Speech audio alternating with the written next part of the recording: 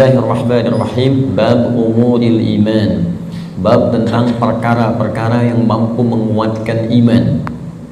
Saya kembalikan dulu kepada pembahasan di pengantar yang masuk kepada bab ini sebelum saya bacakan nanti tentang pembahasan di bab umuril iman ini, baik ayat Qur'annya ataupun hadis Nabi Muhammad SAW yang dirangkum oleh Imam Al-Bukhari dalam pembahasan ini. Jadi Bapak Ibu sekalian, sebelum membahas tentang hal-hal terkait penguatan iman, saya ingin ingatkan kembali tentang dua hal yang sangat penting.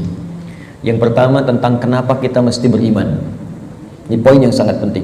Saya ulang, kenapa kita mesti beriman. Ya, bukan hanya sekedar fitrah dalam kehidupan, tapi nanti ada 5 hal yang langsung Allah janjikan dalam Al-Quran ketika kita benar-benar menanamkan iman dalam diri kita. Jadi kalau kita mampu beriman dengan benar kepada Allah, maka Allah akan berikan 5 keistimewaan yang tidak akan diberikan selain kepada orang-orang beriman, walaupun mereka hidup dalam kehidupan dunia. Jadi 5 hal ini Allah akan berikan. Yang pertama, ada jaminan langsung Allah berikan kepada orang-orang yang yakin tanpa ragu dengan Allah, yaitu beriman kepada Allah, bahwa ia mendapatkan kabar gembira langsung dari Allah, memiliki setengah bagian dari 2 hal yang dibutuhkan untuk masuk surga. Memiliki setengah bagian atau 1 dari 2 hal yang dibutuhkan untuk masuk surga. Saya sering istilahkan, dia telah mendapatkan dari setengah kunci surga. Dan ini berita kabar gembira dari Allah sebelum orang ini wafat, bahkan sejak hidup, dengan turunnya Quran surah kedua Al-Baqarah ayat ke-25 yang paling kanan sebelah atas di mushaf. Wa basyiril ladzina amanu wa 'amilus shalihat anna lahum jannatin tajri min tahtihal anhar. Baik, kata Allah, Muhammad sallallahu alaihi wasallam, berikan kabar gembira. Baik, ada orang-orang yang aku telah siapkan surga, ragam surga untuk mereka. Dia ada jenis-jenis surga, ada surga Firdaus, ada surga Aden, kan? Nanti insya Allah saat kita dengan izin Allah diperkenankan masuk ke dalamnya, kita akan melihat ada di bagian mana di surga kita yang kita banggakan itu, dan yang kita impikan itu. Dia ada beberapa bagian-bagian surga yang akan diperoleh berdasarkan amalan-amalan kita. Yang biasa puasa masuk surga Ar-Rayyan, pintunya Ar-Rayyan. Ya, pintunya. Yang biasa tahajud lewat pintu tahajud, biasa sedekah pintu sedekah. Nanti ada tingkat tertingginya, ada Firdaus, ada Aden, dan lain-lain sebagainya. Baik, kata Allah, aku telah siapkan aneka ragam surga ini untuk siapa? Ada yang paling menarik. Wa basyiril ladzina amanu, berikan kabar gembira ini pertama bagi para pemilik iman. Nah, ini syarat untuk masuk surga itu ada iman. Baik ya? Ada orang punya, misalnya, mohon maaf ya, sekali lagi saya ilustrasikan, dan Quran tidak akan sama dengan ilustrasi ini. Laisa kamitslihi syai'un. Tidak ada yang sama dengan Allah Subhanahu wa taala. Perhatikan kalimatnya. Misalnya begini, Anda akan datang misalnya ke istana, ya, diundang oleh presiden misalnya, atau penguasa tertentu. Maka orang ini memberi syarat. Anda boleh datang misalnya ke istana dengan catatan menggunakan pakaian yang rapi, spesifikasinya begini, pakai sepatu, jamnya jam sekian. Jelas ya? Maka ketika Anda menyalahi ketentuan itu, Anda tidak bisa masuk. Jelas? Satu itu. Yang kedua, pemilik sesuatu lebih tahu tentang ukuran dan kriteria apa, supaya kita bisa mendapatkan dari apa yang dimiliki oleh pemilik itu. Anda ingin ke istana, yang punya istana punya ketentuan. Anda nggak bisa bikin ketentuan sendiri. Jelas? Anda masuk komplek angkatan laut, maka komplek ini punya aturan yang harus diikuti. Tidak bisa Anda sendiri bikin aturan. Anda ingin ke surga, yang punya surga itu Allah, maka Allah bikin aturan. Nggak bisa Anda bikin aturan sendiri. Kalau di rumah Anda sekarang, Anda yang punya aturan, saya masuk ke rumah Anda, saya ikuti aturan Anda. Anda masuk ke rumah Allah, karena masjid rumah Allah, maka ikuti aturan Allah. Masuk rumah Anda, ucapkan Assalamualaikum. Masuk rumah Allah, kaki kanan masuk, ucapkan doa. Keluar kaki kiri, ucapkan doa. Ada aturannya. Sekarang kita ingin ke surga, surga itu bukan punya kita. Surga punya Allah. Allah yang punya. Maka Allah yang punya surga itu memberikan berita siapa yang bisa masuk ke situ. Kata Allah, orang yang bisa masuk ke surga adalah hamba-hambaku yang punya 2 syarat saat dia hidup di dunia. Apa syaratnya? Dan ini berita gembira. Ada orang sebelum wafat diberikan berita gembira. Kalau punya 2 hal ini, Anda berpeluang bisa memilih dari pintu mana Anda akan masuk ke surga yang Anda idamkan itu, sesuai dengan amalan-amalan yang kita kerjakan. Nah, di antara 2 ini, syarat pertamanya iman. Kata Allah, wa basyiril ladzina amanu, berikan kabar gembira pada orang yang telah punya iman. Dan kalimatnya menggunakan alladzina, disebutkan 1080 kali dalam Al-Quran. Ismun mausulun yadullu alal jam'il jam'iyah. Kata sambung, konjungsi, kadang menunjuk pada objek tanpa batas. Jadi bisa untuk orang dewasa, anak kecil, laki-laki, perempuan, tua, muda, ya, maaf, kaya, cukup, semua kalangan tanpa batas. Artinya, kata Allah, saya buka surga ini untuk siapapun. Nggak ada status dunia yang bisa memengaruhi seseorang masuk surga. Di surga tidak diukur dengan seberapa kayakah Anda. Hati-hati kalau Anda mendapatkan tingkat kekayaan dan Anda merasa kaya dengan itu, belum bebas Anda, hati-hati, belum bebas Anda dengan persyaratan untuk mendapatkan surga. Belum tentu harta menjadi jaminan untuk masuk surga. Anda punya kedudukan tinggi, setinggi apapun, tapi kedudukan itu tidak otomatis menjamin Anda masuk surga. Karena syarat masuk surga bukan kedudukan. Kalau syarat masuk surga kedudukan, Firaun paling duluan masuk surga. Namrud lebih duluan masuk surga. Jelas? Baik, karena syarat masuk surga itu kaya, maka Qarun itu paling depan masuk surga. Tapi ingat, syarat surga kata Allah bukan kekayaan, bukan kedudukan. Jadi jangan bangga dulu kalau punya kedudukan tinggi atau harta melimpah, karena itu belum jadi ukuran kebaikan di hadapan Allah Subhanahu wa taala. Kecuali nanti kedudukan atau harta itu diisi dengan iman. Iman itu yang akan menunjukkan harta dan kedudukan untuk mengerjakan amal soleh sebagai bekal ke surga. Maka golongan pertama kata Allah, saya berikan kesempatan yang luas. Baik itu tua, muda, laki, perempuan, besar, kecil, kaya, cukup, semua punya peluang ke surga. Dan itu hanya diberikan dengan satu kata saja, alladzina. Semuanya. Tapi dari semua itu, aku hanya minta dua syarat saja. Satu, semua kalangan itu punya iman. Yakin denganku kata Allah, yakin tanpa ragu. Berbahagialah kalau sampai dengan siang hari ini kita diberikan nikmat iman oleh Allah Subhanahu wa taala. Itu kenikmatan luar biasa. Dan kita mendoakan saudara-saudari kita supaya mendapatkan bagian itu. Karena itu seringkali saya membuka ta'lim dengan berdoa, ya Allah, berikan hidayah kepada saudara-saudari kami, tetangga kami, kerabat kami, teman kami di kantor yang sampai hari ini belum beriman kepadamu, belum mengucapkan syahadat. Berikan kekuatan pada jiwanya untuk bersyahadat sebelum wafat. Dan alhamdulillah, Anda mungkin tetangga Anda nggak semuanya beriman. Ya, ada yang misalnya A, ada yang B, ada yang C, tahajud malam dalam sujud minta. Ya Allah, Engkau satukan kami di dunia sebagai tetangga dan pertemukan kami kembali di akhirat ya Allah. Jangan pisahkan kami. Berikan dia hidayah. Doa itu yang tidak diketahui oleh orang yang didoakan, mungkin itu yang lebih cepat menghujam pada jiwanya. Kami di taklim di Bekasi itu selalu membiasakan meminta kepada Allah. Ya, setiap malam Jumat kita minta, berusaha. Alhamdulillah, hampir setiap pekan ada yang masuk Islam. Kemarin seorang ibu dengan 3 orang anaknya masuk Islam. Begitu selesai taklim, ternyata datang lagi 1 orang lagi, diantar oleh suaminya, dia masuk Islam lagi. Masya Allah. Jadi alhamdulillah, kita tidak tahu siapa yang mendapatkan hidayah, tapi kita bisa berdoa kepada Allah untuk memohon untuk memberikan hidayah. Satu. Nah, kemudian yang kedua, ya, wa amilus shalihat, iman dan amal saleh.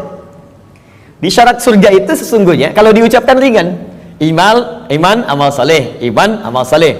Tapi kalau dikerjakan itu yang butuh perjuangan.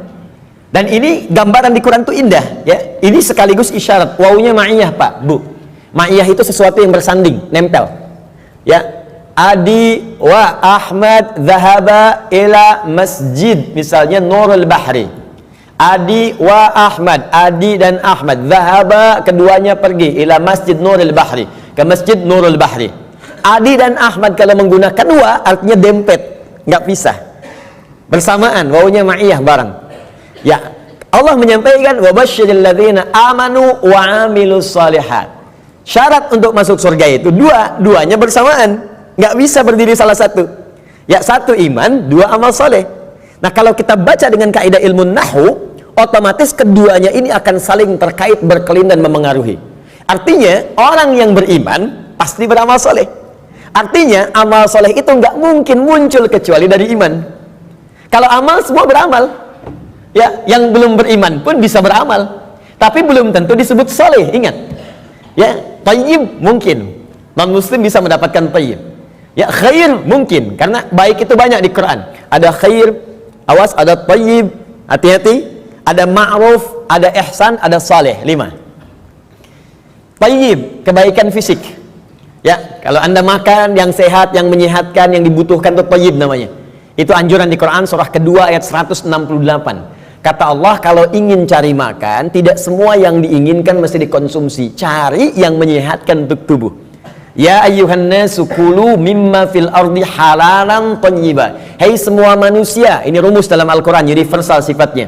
Kalau Anda ingin menyebar di bumi untuk cari makan, silahkan. Kalau sudah dapat dengan cara yang halal, jangan melanggar ketentuan hukum di mana kamu tinggal. Dapat dari situ, berikan yang bermanfaat untuk tubuh. Tidak semua yang diinginkan itu harus dikonsumsi. Yang dibutuhkan itu yang didapatkan. Haus berarti butuh minuman. Yang penting minum. Gak semua yang diinginkan harus kita minum. Alhamdulillah ada air bening, minum ya minum. Jangan menyulitkan diri sendiri pesan sesuatu yang tidak ada. Akhirnya membuang banyak tenaga dan waktu, dan membuang peluang amal baik yang mungkin kita kerjakan seketika.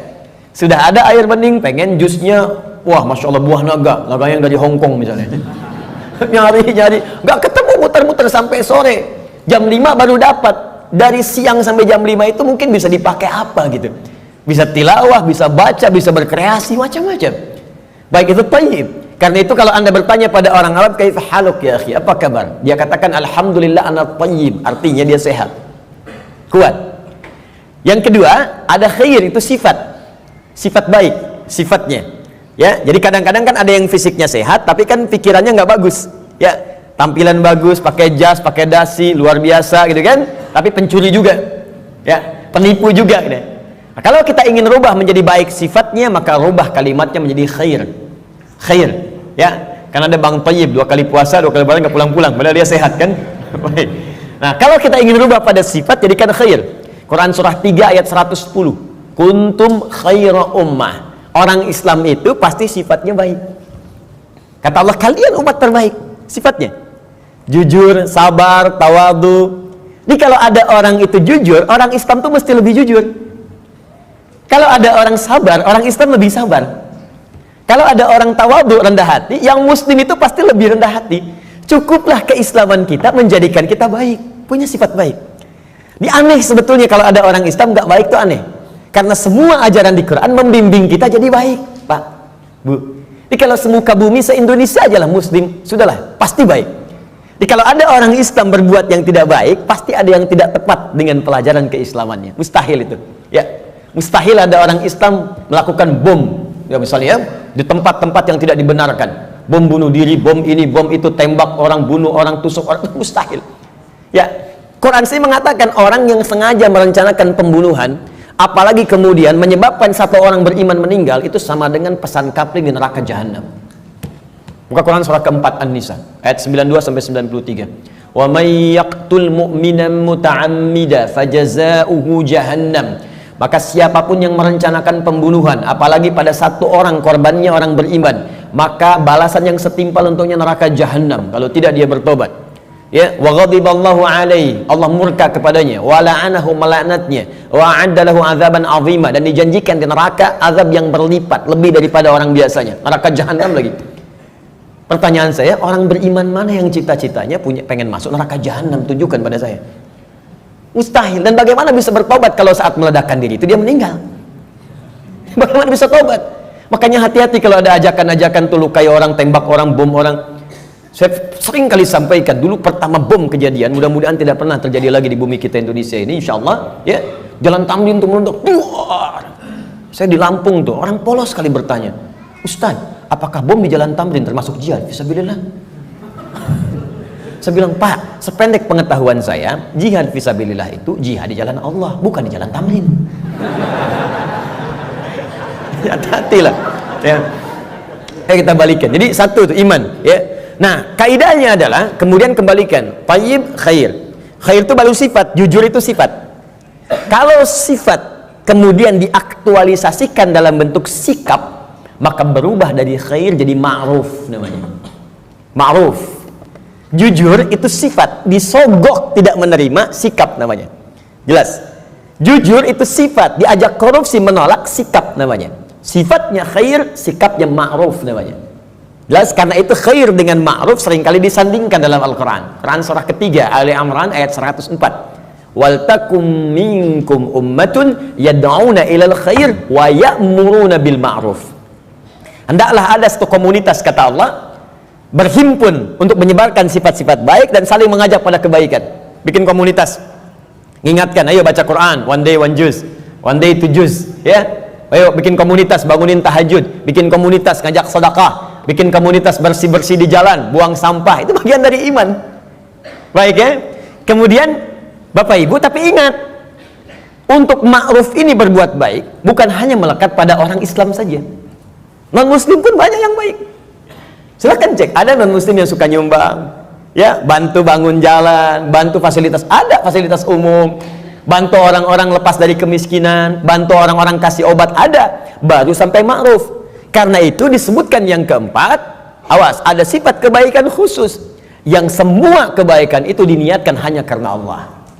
Bantu ini karena Allah, kerjakan ini karena Allah, baik juga, cuma niatnya dikerjakan karena Allah. Pahlawan kita berjuang, Pangeran Diponegoro sampai terakhir Kahar Mudzakkir, ya, yang kemudian diberikan gelar pahlawan. Apa niat sesungguhnya? Kalau Anda buka Riyadhus Shalihin karangan Al-Imam An-Nawawi, ada 1896 hadis di kitab Babul Ikhlas bagian pertama, maka akar pertama kali untuk meniatkan mereka berjuang, pertamanya bukan untuk mendapatkan urusan dunia, tapi litakuna kalimatullahil ulya. Man qatala litakuna kalimatullahil ulya fahuwa fi sabilillah. Niatnya khusus untuk berjihad di jalan Allah Subhanahu wa taala. Berjuang karena Allah, karena Allah, karena Allah. Bantu orang di kemiskinan karena Allah. Bukan karena pekerjaannya, tapi kebaikan itu dikerjakan karena Allah dan merasa diawasi oleh Allah Subhanahu wa taala. Maka yang keempat disebut ihsan namanya. Ihsan. Di hadis Muslim nomor hadis yang ke-8, an ta'budallaha ka'annaka tarah fa illam takun tarahu fa innahu yara. Engkau mengerjakan semua aktivitas yang baik sebagai ibadah karena Allah, seakan-akan diawasi oleh Allah, merasa diawasi walaupun kau tak mampu melihatnya. Itu terjemah yang baiknya. Merasa bekerja karena Allah, makan karena Allah, minum karena Allah, berbuat baik karena Allah, ihsan namanya. Orangnya disebut muhsin. Kalau empat ini dikumpulkan, badan sehat, sifat baik, sikap mulia, dikerjakan karena Allah, thayyib, khair, ma'ruf, ihsan. Empat ini kalau digabungkan menjadi sholih namanya. Sholih. Maka setiap orang tua meminta kepada Allah supaya anaknya jadi saleh. Ibu bermohon, ya Allah, jadikan si anak soleh. Kata bapaknya, namanya kan Hasan. Bukan pak, sifatnya saleh. Semua orang tua, saya belum pernah dengar ada orang tua minta, ya Allah jadikan si anak yang thayyib, khair. Tidak, saleh, sudah fitrah. Dan itu sudah dimohonkan sejak anak dalam kandungan, kata Allah. Sudah fitrah. Itu ada di Quran surah ke-7 ayat 189. Falamma taghasyaha hamalat hamlan khafifa famarrat bi. Falamma athqalat da'awallaha rabbahuma la in ataitana sholiha lanakunanna minasyakirin. Ketika suami istri berhubungan sampai kemudian istrinya mengandung, kandungan ringan sampai dengan berat, tatkala kandungan semakin berat menjelang ke persalinan, kedua orang itu suami dan istri mulai berdoa kepada Allah. Fitrahnya sudah minta, ya Allah, mohon jadikan anak saya nanti saat lahir jadi anak yang saleh. Dengan itu ya Allah kami bersyukur dan akan mengganti semua sakit yang dirasakan oleh istri saya yang sedang mengandung ini. Saleh. Nah, apa yang menyebabkan seseorang soleh? Terkumpul empat ini, kata Allah, kalau iman ada dalam dirinya, maka semua pekerjaan dia akan dituntun menjadi soleh. Pekerjaan disebut amal, disatukan dengan soleh menjadi amal soleh.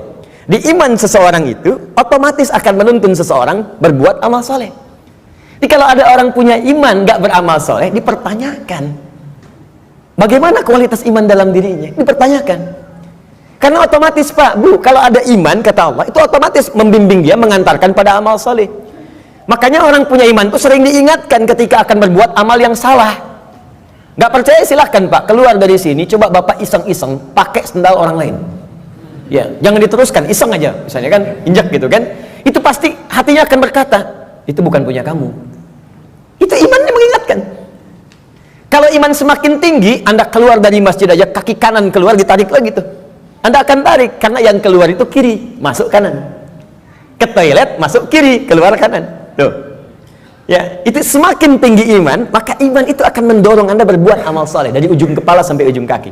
Makanya saya sering katakan di dalam Al-Quran, jika kita sudah punya iman, maka semua fungsi tubuh kita akan disebutkan imannya dulu sebelum menyebutkan fungsinya. Mata untuk melihat, sebelum melihat imannya dulu. Turun Quran surah 24 ayat 30 itu laki-laki. 31 untuk perempuan. Qul lil mu'minina yaghuddu min absarihim. Untuk perempuan, wa qul lil mu'minati yaghuddna min absarihinna. Katakan pada pria-pria yang sudah punya iman, imannya dulu. Dan katakan pada perempuan-perempuan yang sudah punya iman, matanya hanya boleh dipakai melihat yang baik-baik saja. Kalau yang dilihat tak baik, maka imannya akan membimbing mata untuk memalingkan ke arah yang lebih baik. Memalingkan pandangan ke arah yang lebih baik disebut dengan ghaddul basar namanya. Anda menatap begini, Masya Allah, tapi yang ditatap istri orang. Maka iman berkata jangan teruskan, palingkan, palingkan. Ya, proyek yang tidak baik gak akan dilihat. Ya, barang yang bukan milik Anda gak akan dilihat, palingkan, palingkan, palingkan. Gambar-gambar yang tak seronok, palingkan. Jelas ya? Nah, itu iman. Silahkan cek semua fungsi tubuh kita. Itu umumnya sebelum disebutkan imannya dulu. Lisan, Quran surah 49 ayat 11. Itu sebelum disebutkan fungsi lisan, iman dulu. Ya ayyuhalladzina amanu la yaskhar qaumun qaum. Ayat 12-nya, ya ayyuhalladzina amanu la yaghtab ba'dukum ba'dha. Pokoknya setiap tubuh ini mau bergerak, iman dulu, iman dulu, iman dulu. Ingin memberikan isyarat agar iman itu memiliki fungsinya untuk mengerjakan amal soleh.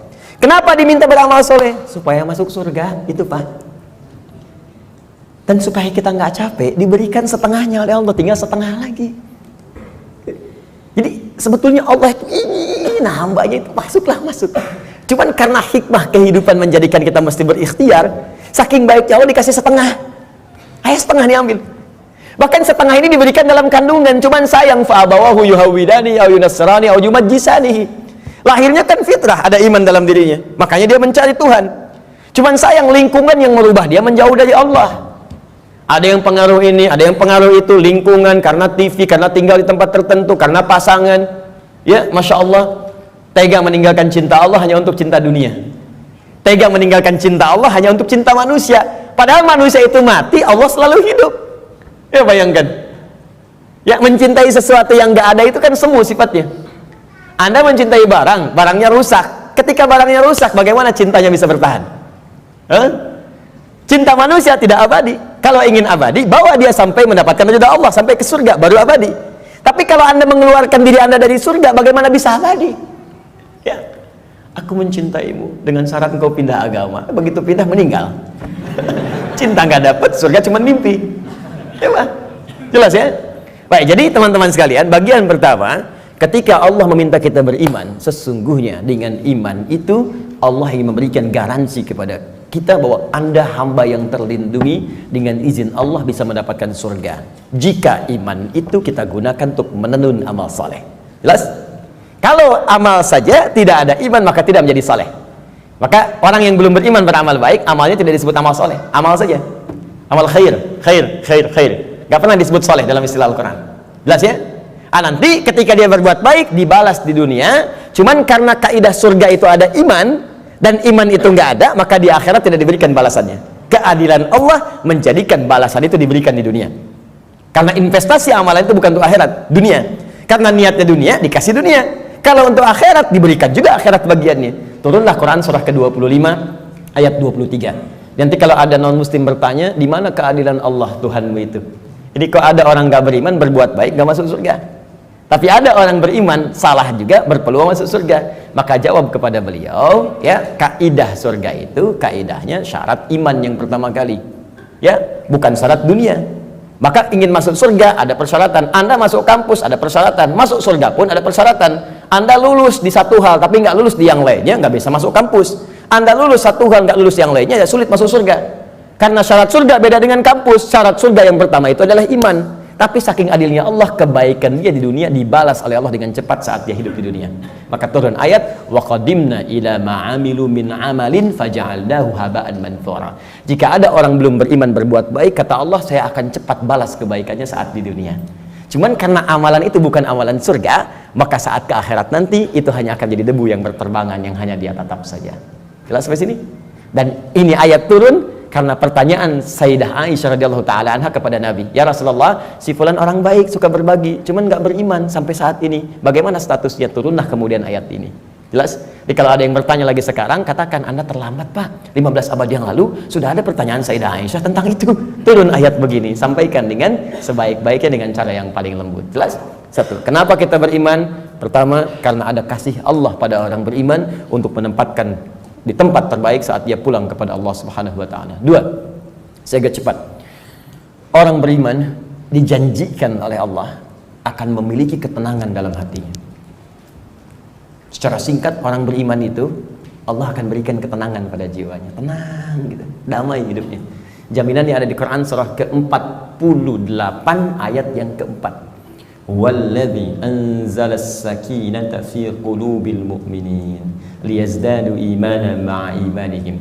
Dialah Allah yang akan menanamkan ketenangan pada jiwa orang-orang beriman supaya dia yakin dengan keimanannya.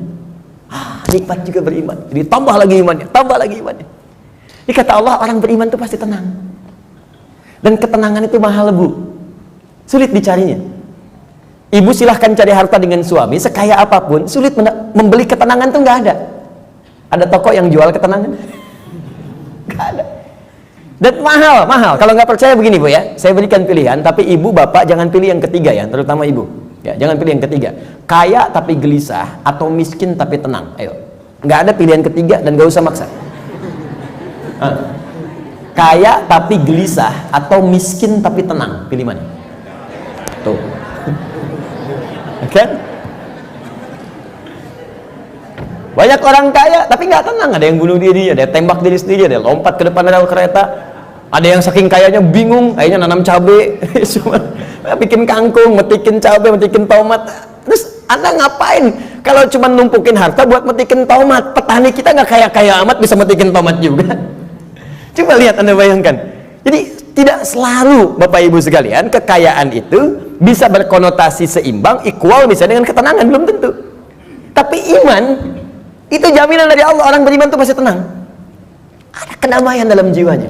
Enak gitu. Bahkan kalau sudah dapat halawatul iman, bukan cuma kedamaian, Allah akan berikan ketenangan dalam kehidupannya dalam bentuk keamanan, aman dari gangguan, tenang, nikmat. Maka diturunkan oleh Allah Quran surah ke-18 ayat 13. Saking tenangnya, tidur di gua aja enak. Bayangkan, gua loh, fasilitasnya tahu sendirilah. Di gua, ya sudah, maaf, cahaya sudah terbatas, hampir tidak ada. Makanan bagaimana mendapatkannya, tempat tidurnya kemudian juga pasti keras. Tapi kok bisa ada yang tidur di gua selama 309 tahun? Saking enaknya tidur, gak ada yang ganggu, Pak. Bu, nikmat. Ya, yang memberikan nikmatnya Allah, miring kanan kiri, matahari diatur oleh Allah, terbit di sini, terbenam di sini, selalu tersinari di dalamnya. Sehat-sehat aja. Bangun 309 tahun, Anda bayangkan. Ya, ada orang sekaya-kayanya baru 3 menit udah bangun lagi. Pling, telepon muncul. Di pejabat memang bagus, kedudukan tinggi, tapi setiap 3 detik kerja ini, kerja itu. Baru tidur sebentar, bangun lagi. Pak, ada kejadian begini, bangun. Ini 309 tahun tidur cuman di gua. Fasilitas hampir nggak ada, tapi jaminan itu ada. Maka di ayat 13 di surat Al-Kahf, surat gua, ya, nahnu naqussu 'alaika naba'ahum bil haqq innahum fityatun, belum selesai, amanu bi rabbihim wazidnahum huda. Kata Allah, kami akan kisahkan pada Anda tentang kisah yang sebenar-benarnya, tanpa dikurangi, tanpa ditambahkan, sebenarnya hak. Jadi ada sidqun, ada hak. Kalau sidqun, mayahtamilu sidqa wal kadhib, kadang benar, kadang tidak. Tapi kalau hak pasti benar, nggak bisa ditolak. Matahari terbit di timur, terbenam di barat, hak. Karena itu semua yang hak sumbernya hanya kepada Allah. Al-haqqu mir rabbika fala takunanna minal mumtarin. Al-Baqarah 149. Al-haq. Nah, sekarang kembalikan. Kata Allah, kami akan kisahkan pada Anda kisah yang sebenar-benarnya. Ya, tanpa kamuflase, tanpa rekayasa. Innahum fityatun, kisah tentang para pemuda yang berlindung di gua. Diberikan oleh Allah keamanan, dikejar-kejar, bukan sekedar dipersekusi, bukan sekedar diintimidasi, ya, maaf, bisa dieksekusi. Berlindungnya di gua, tapi nikmat sekali di gua itu, bisa tidur enak, nyaman, makan juga kenyang, langsung diisikan di perutnya, tidur bolak-balik, gak ada yang ganggu. 309 tahun, Anda bayangkan. Salatu mi'atin wazdada tis'a, 309 tahun. Siapa mereka? Innahum fityatun, sungguh mereka itu para pemuda, tapi bukan pemuda biasa. Ada sesuatu yang melekat pada dirinya, amanu, yang sangat beriman kepada Allah. Pesan ayat ini, ya, kata para pakar Al-Quran, sesungguhnya ingin memberikan pesan pada generasi mendatang. Jadi ada kaidah di tafsir itu begini, kalau nggak disebutkan siapa orangnya, kapan kejadiannya, maka pesan yang berlaku di ayat itu akan berulang kemudian di masa-masa yang akan datang dengan konteks yang berbeda. Anda sekalipun tinggal di rumah yang sempit, terbatas sifatnya, keadaannya tidak seperti yang lain-lain. RS7, ruangan sangat sempit sekali sehingga selonjoran saja susah, gitu kan? Susah. Ya. Tapi kalau ada iman dalam jiwa kita, itu bisa nikmat saja. Dibandingkan tinggal di tempat yang mewah luas, tapi iman nggak ada, kegelisahan itu muncul. Jadi orang beriman itu nggak akan disekat oleh dunia. Tinggal di kontrakan nikmat, di rumah yang luas nikmat, jadi kaya nikmat, cukup hidup juga nikmat aja.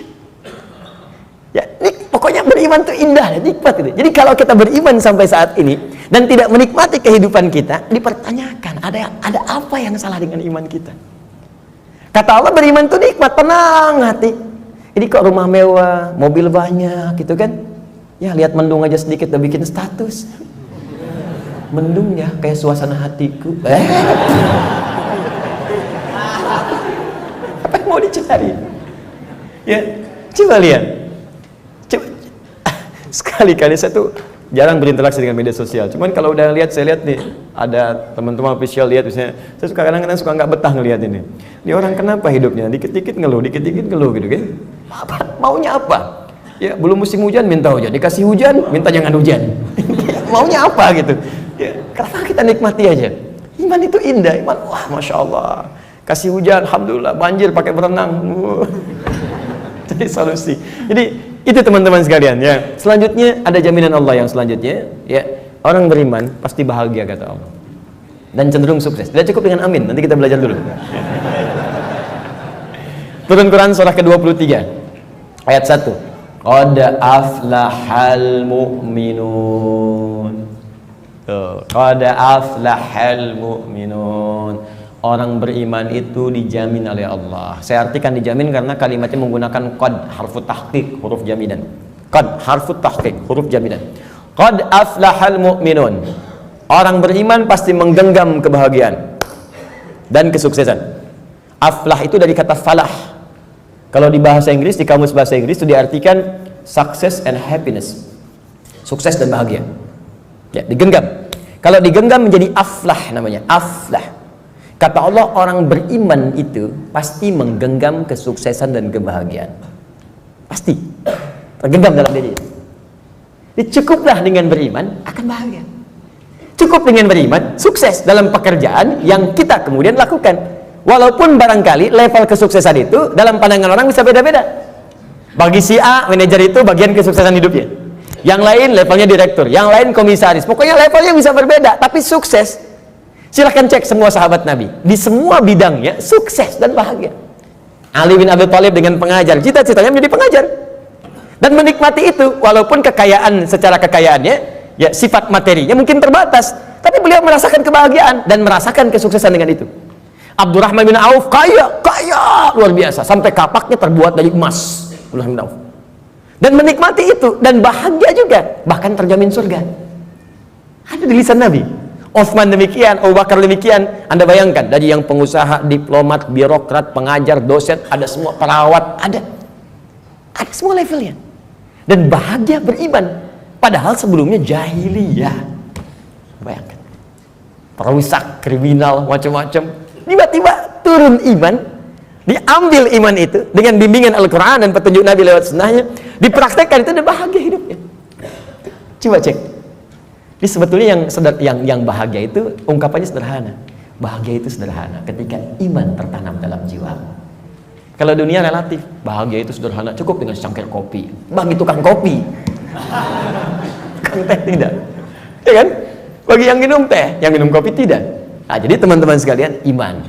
Nah, sekarang maksud saya begini, kita ingin evaluasi. Kalau sampai siang hari ini, iman yang sudah Allah tanamkan di jiwa kita belum sampai melahirkan hal-hal tadi, maaf ya kalau bicara surga belakangan, karena itu hak prerogatif Allah Subhanahu wa taala. Kita hanya berikhtiar. Apakah iman itu sudah membuat diri kita tenang? Sudah membuat kita bahagia? Apakah iman itu sudah membimbing kita sukses dalam hidup? Dan puncaknya, apakah iman itu sudah membimbing kita beramal soleh? Jangan-jangan beriman masih salah, padahal namanya soleh. Kan? Jangan-jangan beriman tapi mesti berbuat maksiat. Mata bermaksiat, telinga bermaksiat, lisan bermaksiat. Ada apa yang salah? Apa yang keliru? Maka Al-Imam Al-Bukhari mengumpulkan hadis-hadis Nabi untuk mendapatkan petunjuk dari hadis-hadis itu, bagaimana mengerjakan amalan-amalan yang bisa menguatkan iman sehingga iman kita membimbing kita untuk beramal saleh. Maka muncullah bab ini, bab umuril iman.